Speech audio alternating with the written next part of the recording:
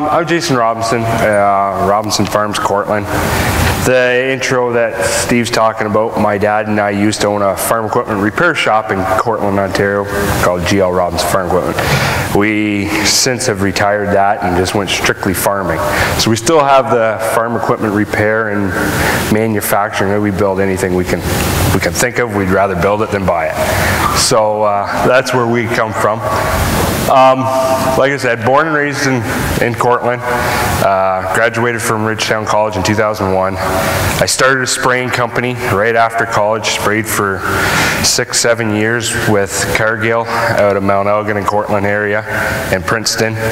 Got out of that, went into Silvet Agri-Service as their custom app guy, doing all the prescriptions for everything, soil sampling guy, making sure all the sprayers were doing what they're supposed to be doing and all that. And then my dad wanted to slow down on the farm, so I went back to the farm. After that, I really wanted to get in, while I was doing that, I really wanted to get into variable rate lime and fertilizer on our farms, because we have such varying soil that Gotta put it where it needs it, not just broadcast all over the place. We've been doing variable rate seed and fertilizer and lime for at least 10 years. And that really works for us.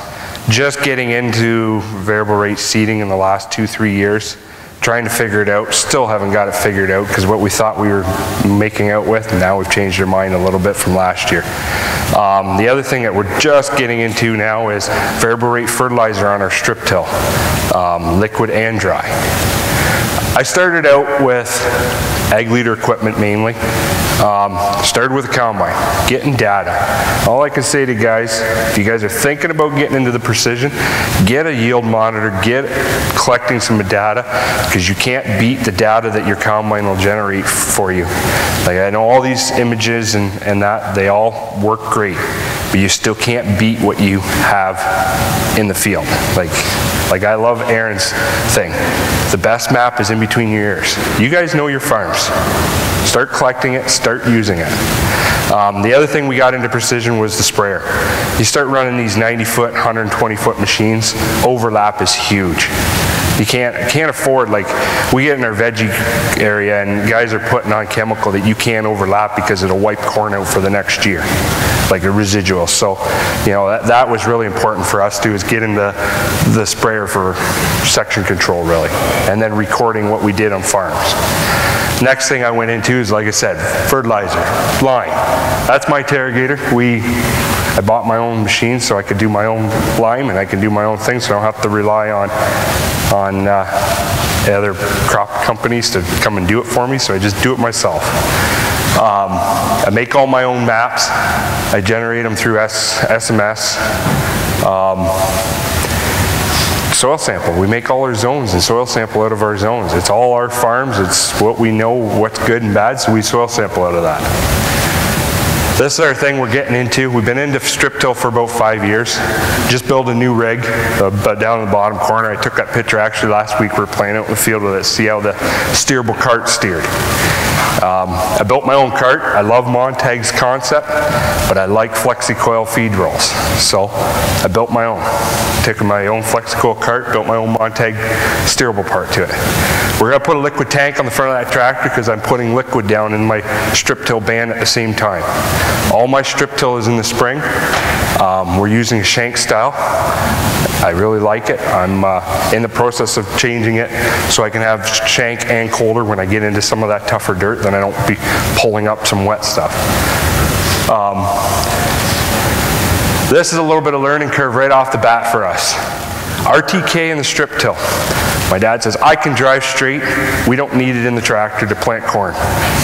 There's a prime example why, and I love shoving that picture in my dad's face all the time. It wasn't long we were putting RTK back in the planter. It's really apparent there that strip till, you need to be back there. Black and white there. So I control all my planter stuff with Ag Leader also. Got clutches, hydraulic drives. The only thing I haven't done and I want to go that way is hydraulic downforce. I like the idea. I really would like to go that way someday. Maybe I'll just we're talking trading planters, so I might end up just with it on a new planter instead. The other thing that Steve wanted me to talk about was 5-6 years ago, I left Silvite, and then Karen Cowan at AgTech bugged me to come along with her and help her with her Ag Leader hardware side. She needed somebody that would do all the hardware side because she's a mapping person. She loves her maps. She doesn't want to go out in the field and get dirty. So I went and get all the training in that. So I do all of AgTech's diagnostic work for Ag Leader and installations. Interesting to hear everybody's information about all the different stuff. And it's changing so fast, our world right now, with this ag system, because a lot of this stuff that you see on the pictures is old. It's only 2 years old, but it's old already. And it's amazing what it's doing. This video is brought to you by Farms.com.